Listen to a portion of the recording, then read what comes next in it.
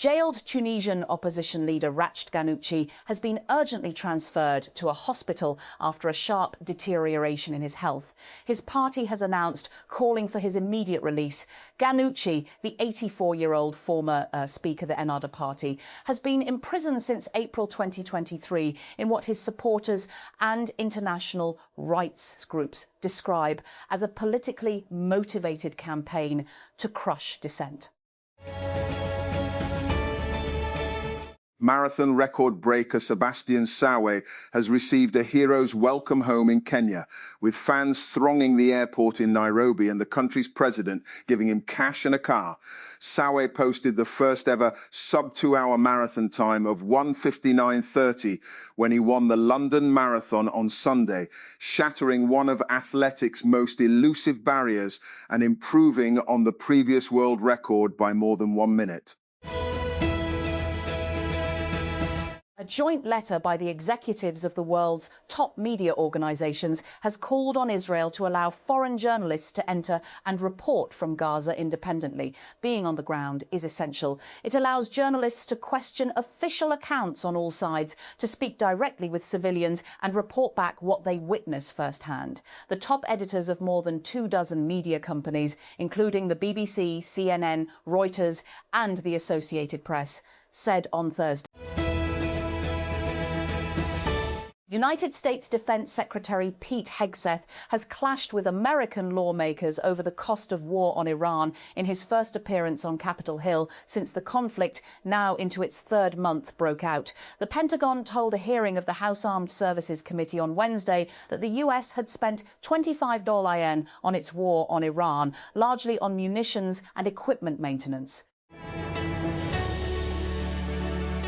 You've heard of Instagram Reels. Now get ready for Netflix Clips. Netflix is redesigning its mobile app and introducing Clips, a vertical video feed intended to help users discover new content by sharing highlights from original Netflix programming. As AI-generated artists and tracks flood music streaming platforms, Spotify is rolling out a new Verified by Spotify badge to help listeners more easily identify authentic human artists. To receive the badge, artists must meet certain criteria. Spotify looks for an identifiable artist presence both on and off platform, like concert dates, merch, and linked social accounts on their artist profile. Profiles that primarily represent AI-generated music or AI persona artists are not eligible for verification. And panic gripped passengers of a green electric bus after an unidentified person hurled stones at the vehicle on Pehel Road, Rawalpindi, damaging a window during the attack. According to an FIR lodged by route officer Riraz Ahmed, the bus was travelling from Marir Chowk to Motorway Moor on Tuesday with around 100 passengers on board, including women and children.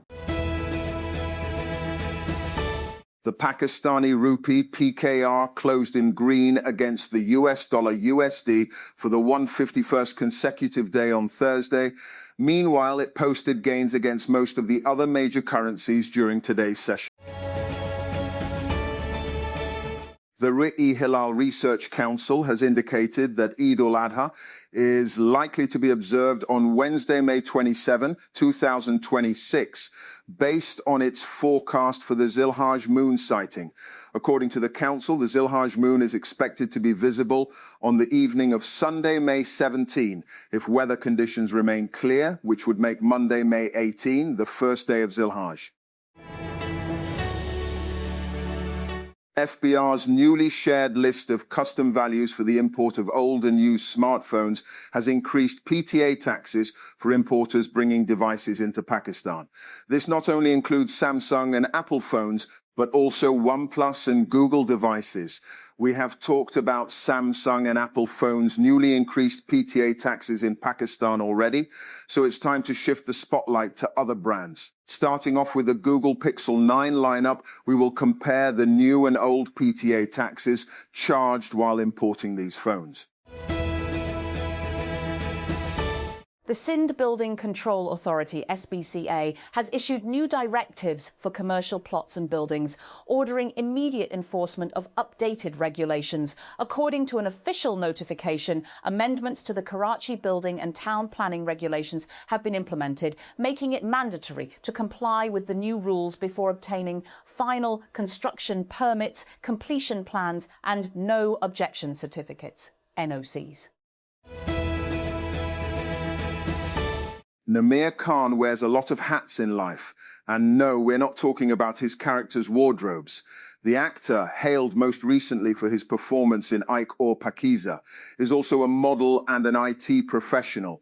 The star appeared on Tabish Hashmi's Hasna Manahai on April 23, where the host asked him if it was difficult to live his life shuttling between Pakistan and Canada. Yes, he lives here and there as well.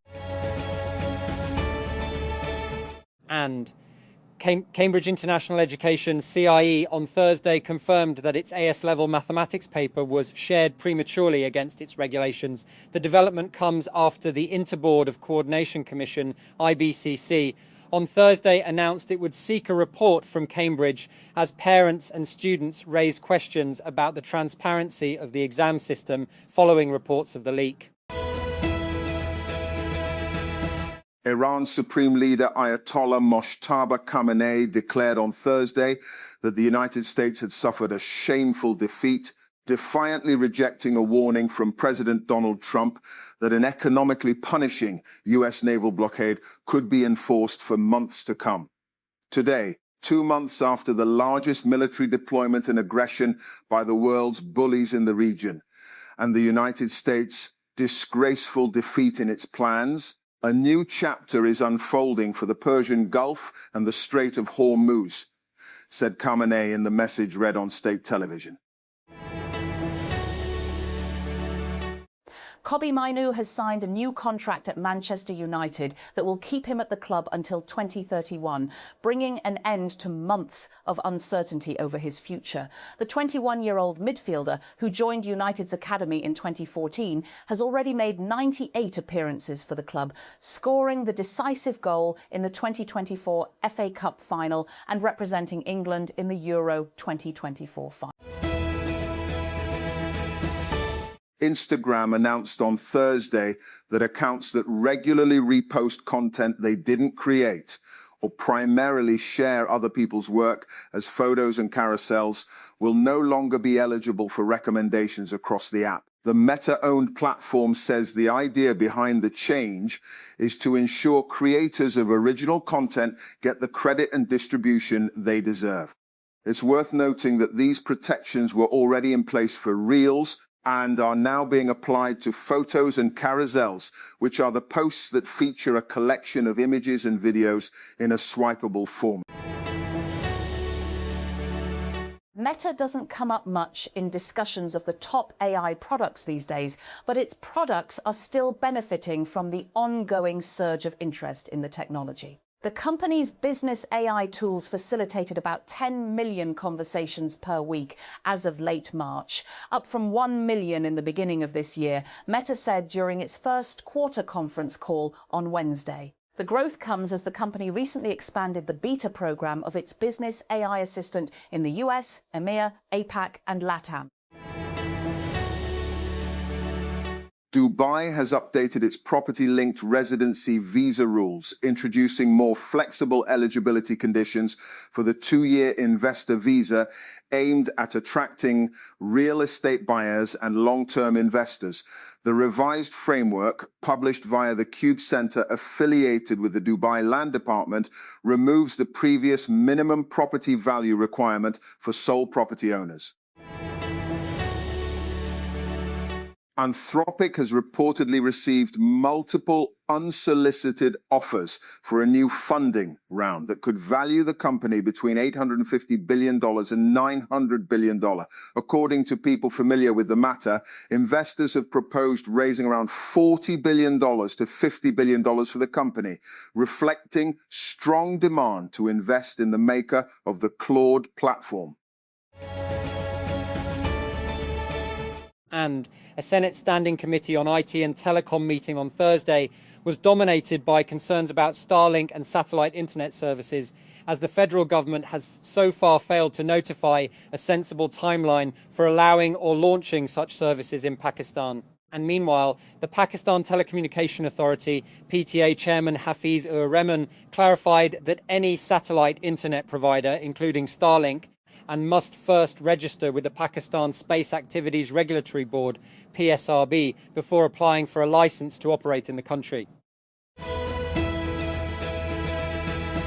And the Ministry of Education has confirmed the midterm and Eid al-Adha break for students, teachers and administrative staff, setting the holiday from May 25 to May 29. The announcement, reported by Al Bayan, follows approval of the academic calendar for the remainder of the school year. And Islamabad. Human rights lawyers Ayman Zainab Mazari Hazir and her husband Hadi Ali Chatha on Thursday approached the Supreme Court, SC, and, seeking an early hearing of their appeals against their conviction under the Prevention of Electronic Crimes Act, PICA, in the controversial social media posts case. On January 24th, and a Sessions Court had sentenced Iman and Hadi to a total of 17 years in prison on multiple charges in the case. The lawyer duo were sentenced to 10 years imprisonment under Section 10, cyber terrorism, and 5 years imprisonment under Section 9, glorification of an offence, and 2 years imprisonment under Section 26A, false and fake information of PECA. Rice supply is expected to fall this year as farmers cut planting acreage across Asia because of fertilizer shortages and soaring fuel costs from the Iran war, with an emerging El Niño also set to squeeze output of the world's most consumed staple. Rice is central to global food security, and even modest supply disruptions can ripple through countries, lifting prices and straining household budgets, particularly among price-sensitive consumers in Asia and Africa. Islamabad. The government on Thursday slashed the delivery time for ordinary passports from 21 days to 14 days and ordered all passport offices to go fully cashless within 15 days. The decisions were taken at a high-level meeting chaired by Interior Minister Mohsin Naqvi and Minister of State for Interior Talal Chaudhry in Islamabad. And warning for Aboriginal and Torres Strait Islander readers. This article contains references to someone who has died. Police believe they have found the body of a 5-year-old girl allegedly abducted from her outback home as a search for her suspected murderer continues. And China will ban the sale of drones in Beijing and require permits to fly them under new rules that take effect on Friday. Drones and key components will be prohibited from being sold, rented, or brought into the Chinese capital. Drone owners will also be required to register their devices with the police. And the US is studying whether to reduce the thousands of troops it has stationed in Germany.